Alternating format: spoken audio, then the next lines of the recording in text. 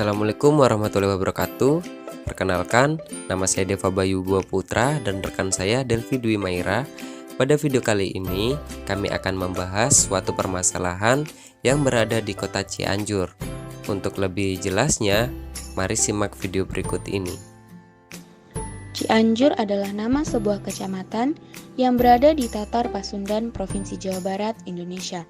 Kecamatan ini juga merupakan ibu kota dari Kabupaten Cianjur yang letaknya berada di kaki Gunung Gede.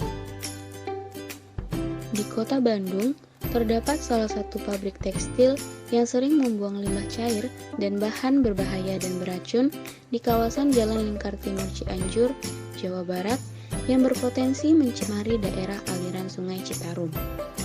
Sungai Citarum merupakan salah satu sungai terpanjang dan terbesar yang berada di daerah Jawa Barat.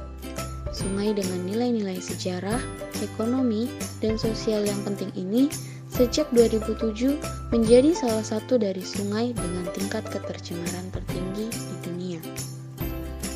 Dinas Lingkungan Hidup atau DLH Cianjur mencatat, saat ini masih ada 6 titik lokasi pembuangan limbah yang perlu segera ditangani.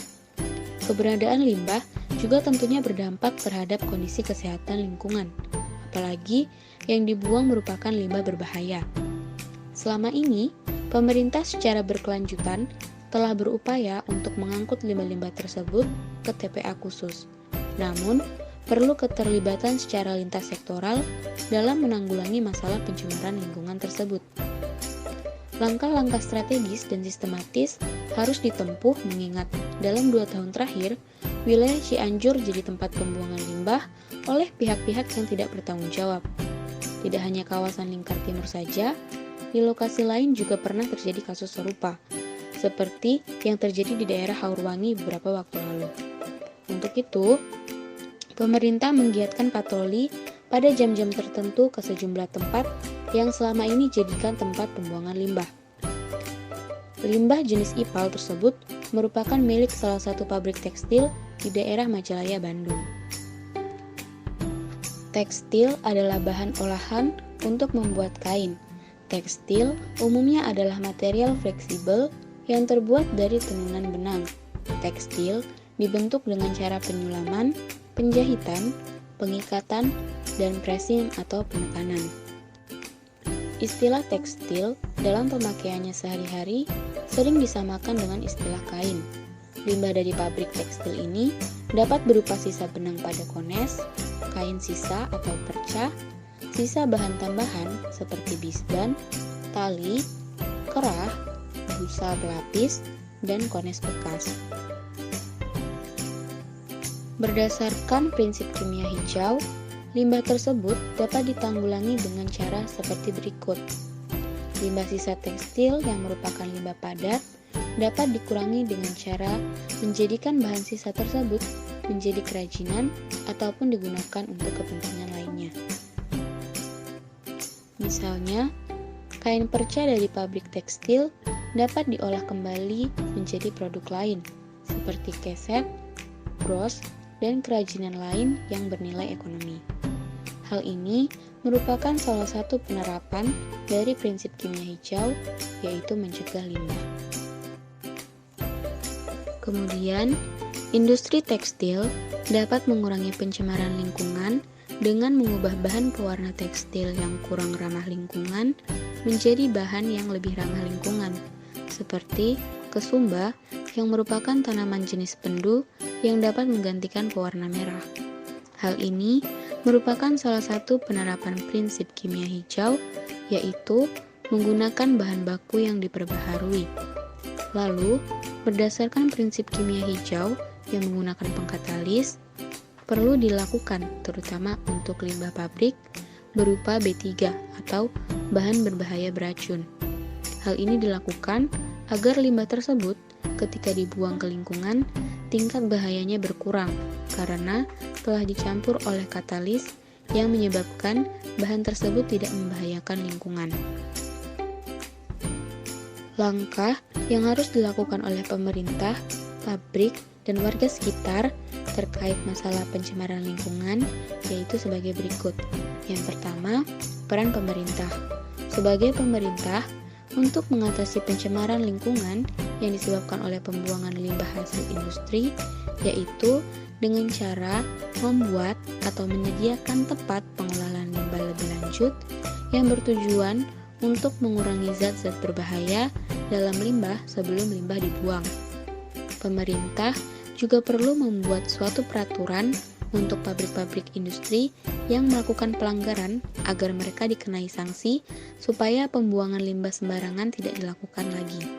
Selain itu, penting bagi pemerintah untuk membuat strategi yang baik dalam menanggulangi pencemaran limbah oleh pihak yang tidak bertanggung jawab, seperti dengan diadakannya kegiatan patroli pada jam tertentu untuk mengawasi tempat-tempat yang menjadi salah satu lokasi pembuangan limbah ilegal. Yang kedua, peran pabrik. Sebagai pabrik, untuk mengatasi pencemaran lingkungan yang disebabkan limbah industri, maka pabrik-pabrik tersebut perlu untuk menerapkan 12 prinsip kimia hijau sebagai pedoman dengan tujuan agar limbah atau zat berbahaya yang dihasilkan dari proses produksi dapat berkurang sehingga tidak terlalu bahaya bagi lingkungan.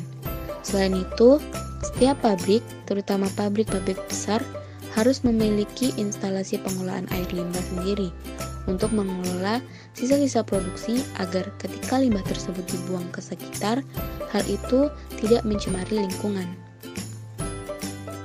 Yang ketiga, peran warga sekitar. Sebagai warga atau masyarakat yang baik, tentunya harus ikut andil dalam menyukseskan kegiatan maupun program yang dibuat oleh pemerintah, terutama terkait pencegahan kerusakan lingkungan yang disebabkan oleh limbah. Hal ini dapat kita lakukan dengan cara ikut serta dalam menjaga kebersihan lingkungan sekitar, tidak membuang sampah sembarang, dan melapor kepada pihak yang berwajib jika mendapati tindakan pembuangan limbah pabrik secara ilegal. Dari permasalahan ini, kita dapat menanggulanginya menggunakan kimia hijau. Karena jika dilihat dari definisinya, kimia hijau adalah suatu pendekatan terhadap perancangan, proses pembuatan, dan pemanfaatan produk-produk kimia sedemikian rupa sehingga dapat mengurangi atau menghilangkan bahaya dampak buruk zat kimia terhadap lingkungan termasuk manusia. Tujuan utama pendekatan kimia hijau adalah untuk menciptakan zat-zat kimia yang lebih baik dan aman, dan secara bersamaan dapat memilih cara-cara yang paling aman dan efisien untuk mensintesa zat-zat tersebut dan mengurangi sampah kimia yang dihasilkan. Oleh karena itu, kimia hijau sangat diperlukan terutama dalam bidang industri, karena dengan adanya kimia hijau, maka pencemaran lingkungan yang disebabkan oleh limbah pabrik terutama limbah berbahaya akan semakin berkurang sehingga nantinya akan tercipta lingkungan hidup yang lebih baik dan lebih sehat serta tidak adanya sumber penyakit. Praktik pencegahan bahaya dari sejak awal proses pembuatan zat kimia akan bermanfaat bagi kesehatan manusia dan lingkungan, yang meliputi proses perancangan, produksi, penggunaan atau penggunaan kembali, dan pembuangan limbah yang dihasilkan. Selain itu, kimia hijau juga memiliki 12 prinsip yang jika diterapkan dalam kehidupan akan sangat bermanfaat bagi manusia dan lingkungan. Salah satunya dengan mengutamakan pemanfaatan zat-zat alternatif dan terbarukan termasuk pemanfaatan limbah pertanian atau biomas, atau produk-produk biologis yang tidak terkait dengan bahan pangan akan lebih aman dibandingkan menggunakan bahan kimia lain seperti petroleum. Kemudian karena proses-proses dalam kimia hijau lebih efisien, maka perusahaan akan menggunakan lebih sedikit bahan mentah dan energi sekaligus menghemat dana untuk pembuangan limbah. Kimia hijau juga bermanfaat karena proses-proses kimia yang dikerjakan akan menjadi lebih ekonomis yang disebabkan oleh rendahnya biaya produksi dan regulasi, efisien dalam penggunaan energi, pengurangan limbah produksi, pengurangan kecelakaan, produk yang lebih aman, tempat kerja, dan komunitas yang lebih sehat, perlindungan terhadap kesehatan manusia dan lingkungan, dan mendapatkan keunggulan yang kompetitif atas produk yang dihasilkan. Dengan memperhatikan dan menerapkan pendekatan atau teknologi kimia hijau akan menghasilkan tempat kerja yang lebih aman bagi para pekerja industri, resiko-risiko yang jauh lebih sedikit bagi komunitas di sekitar lingkungan pabrik, dan produk yang lebih aman bagi pengguna atau pembeli. Untuk menjaga lingkungan agar tidak tercemar, kita perlu melakukan usaha. Usaha-usaha pelestarian lingkungan hidup merupakan tanggung jawab kita bersama. Dalam hal ini, usaha pelestarian lingkungan hidup tidak hanya merupakan tanggung jawab pemerintah saja, melainkan tanggung jawab bersama antara pemerintah dengan masyarakat. Pada pelaksanaannya, pemerintah telah mengeluarkan beberapa kebijakan yang dapat digunakan sebagai payung hukum bagi aparat pemerintah dan masyarakat dalam bertindak untuk melestarikan lingkungan hidup. Oleh karena itu, kita sebagai masyarakat yang baik harus berusaha ikut serta dalam menyukseskan kebijakan tersebut dengan cara menjaga kebersihan lingkungan, membuang sampah ke tong sampah, membersihkan selokan dari sampah-sampah, melakukan kegiatan kerja bakti, menyediakan tong sampah yang terbagi atas sampah organik dan non-organik, menanam tanaman agar udara tetap segar dan bersih, serta mengurangi pencemaran udara di lingkungan kita.